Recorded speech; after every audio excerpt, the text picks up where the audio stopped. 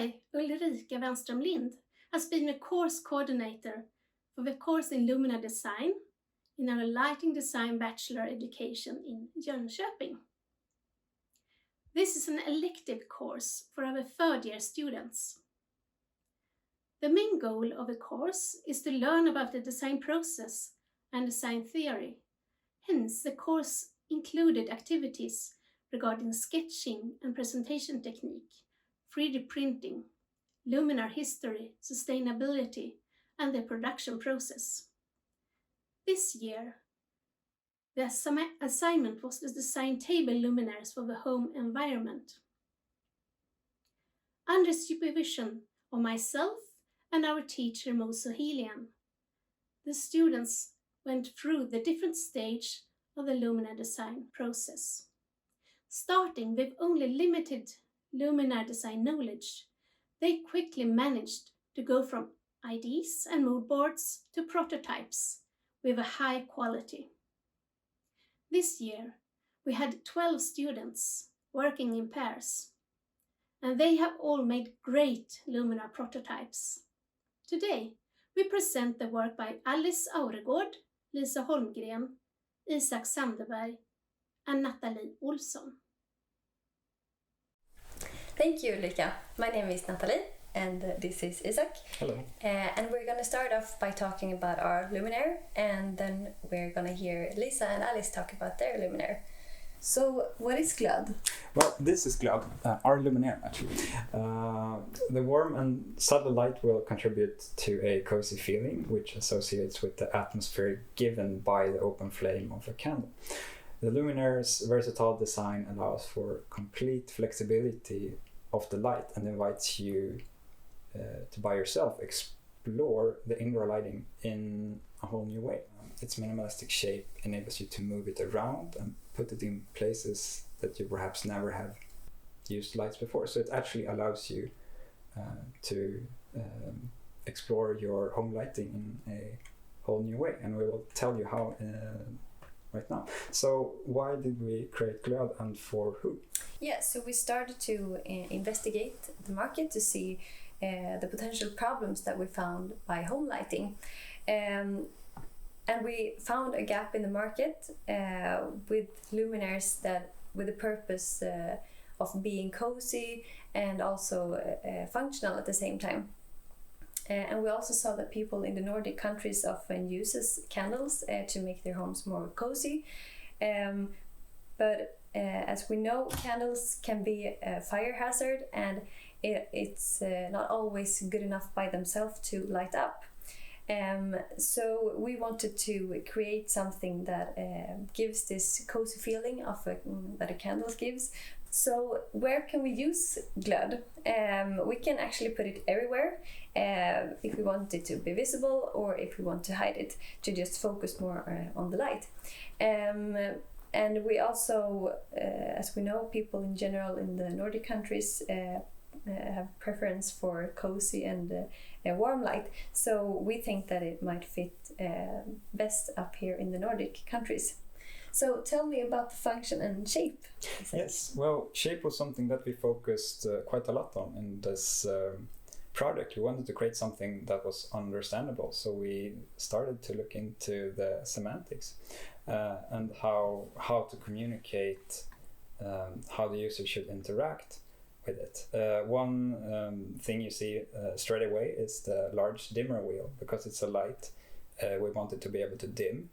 So we put a quite obvious dimmer at the top, so it makes clear how to interact with it. We also focused to have a shape that signals that it should be lifted and it should be moved. And further on, we decided to go for two different tops on it, so you can actually remove the top and change it with another one.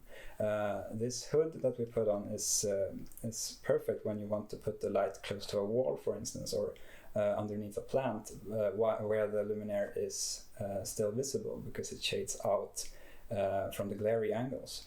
And in addition, we also have this round globe, which gives a more diffuse light, which is suitable for put on low shelves or perhaps on a table where it's actually visible. So in both combination of these, we have more places to put the luminaire.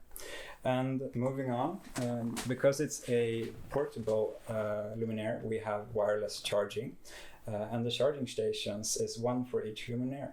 And they fit together like this. We choose to go for the hexagonal shape because this means that you can add them on and move them to make it fit your personal needs and also how many you need. So this is scalable in many ways.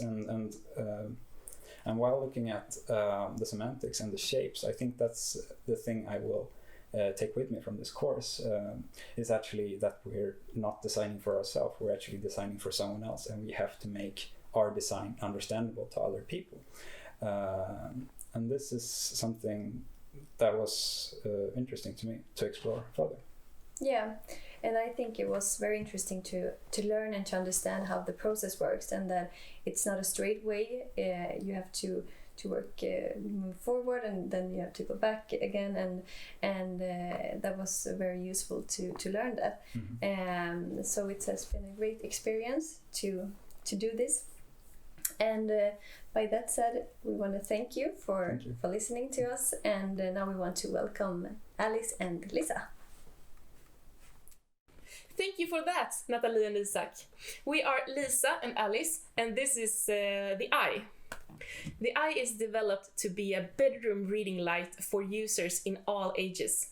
In the process of developing this luminaire, we came upon a specific problem. But to understand how the design turned out the way it did, and how we resolved the issue, we must tell you more about the design process.